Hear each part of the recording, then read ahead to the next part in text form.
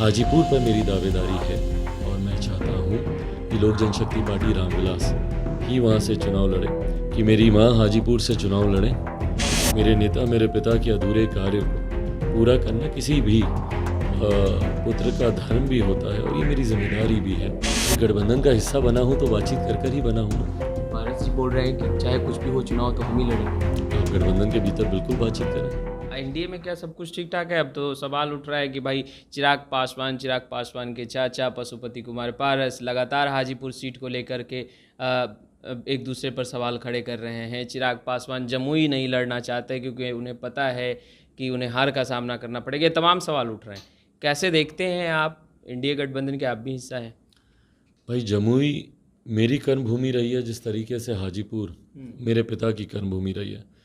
हाजीपुर ने मेरे पिता को वो नाम दिलाया, मेरी पहचान जमुई की वजह से, तो यकीनन जमुई मेरी प्राथमिकताओं में है।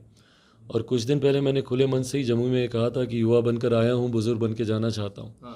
मैं चाहता हूँ कि मेरी माँ हाजीपुर से चुनाव लड़े, पर वो किसी कारण वो तैयार नहीं है। मेरे पिता के रहते हुए भी वो सक्रिय राजनीति में और अपने आप को वो दूर रखती हैं इन सब चीज़ों से, वो नहीं तैयार हैं सक्रिय राजनीति में आने को लेकर। बहरहाल अंतोगत्वा ये फैसला पार्टी के संसदीय बोर्ड को ही करना है कि कौन प्रत्याशी कहाँ से चुनाव लड़ेगा। जमुई से जहाँ तक जो लोग डर की बात करते हैं, इस बात को मैं बता दूं, जमुई में मेरे द्वारा किए गए कार्यों पर मुझे कम से कम इतना विश्वास है। वो मेडिकल कॉलेज की बात हो वहाँ पर खुलवाने को लेकर, या केंद्रीय विद्यालय को लेकर जाने की बात हो, या लगभग 3000 करोड़ की परियोजना रेलवे की वहाँ पर गई हैं। एक पूरी विधानसभा जो मुख्यधारा से कटी हुई थी, चकाई, उसको हम लोगों ने रेलवे से जोड़ने का हम लोगों ने काम किया है। ये कुछ ऐसे बड़े कार्य हैं। बाकी वहाँ पे विद्युतीकरण की बात हो या सड़कों के निर्माण की बात हो, इन तमाम बेसिक इंफ्रास्ट्रक्चरल डेवलपमेंट पे वहाँ पर जोर दिया गया। आज आप जमुई के अधिकांश गांव को आप जाके देखिएगा, मुख्यधारा के साथ उनकी कनेक्टिविटी है। पासपोर्ट ऑफिस हो या एफसीआई का जोनल ऑफिस हो, ये तमाम वो कार्य हैं। तो जो लोग बोलते हैं कि मुझे डर लगता है, वो लोगों ने 2018 में भी यही बात बोली थी।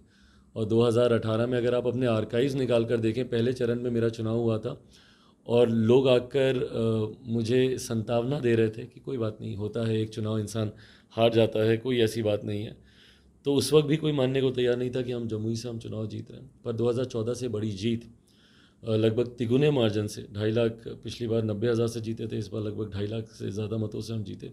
बहरहाल वो हमारा और जमुई का रिश्ता है और वो ऐसा रहेगा हमेशा। चाचा तो सवाल उठा रहे ना कि भाई हाजीपुर इसलिए करे क्योंकि जान रहे इस बार जमुई से हार जाएंगे। भाई वो बड़े हैं, वो कुछ भी कह सकते हैं, बट हाँ, हाजीपुर पर मेरी दावेदारी है और मैं चाहता हूँ कि लोक जनशक्ति पार्टी रामविलास ही वहाँ से चुनाव लड़े। मेरे नेता मेरे पिता के अधूरे कार्य को पूरा करना किसी भी पुत्र का धर्म भी होता है और ये मेरी जिम्मेदारी भी है कि उनके अधूरे कार्यों को मैं पूरा करूं। ऐसे में हाजीपुर की सीट से कौन चुनाव लड़ेगा, ये गठबंधन के भीतर तय होने वाला विषय। जहाँ तक मेरी बात है, मैं बात कर आया हूँ। जिनको दावेदारी पेश करनी है वो गठबंधन के भीतर बातचीत। आपने बातें की है, जो एनडीए के जो नेतृत्व है उनसे बात हुई है हाजीपुर सीट को लेकर? भाई, गठबंधन का हिस्सा बना हूँ तो बातचीत कर ही बना हूँ ना। पारस जी बोल रहे हैं कि चाहे कुछ भी हो चुनाव तो हम ही लड़ेंगे। आप गठबंधन के भीतर बिल्कुल बातचीत करें।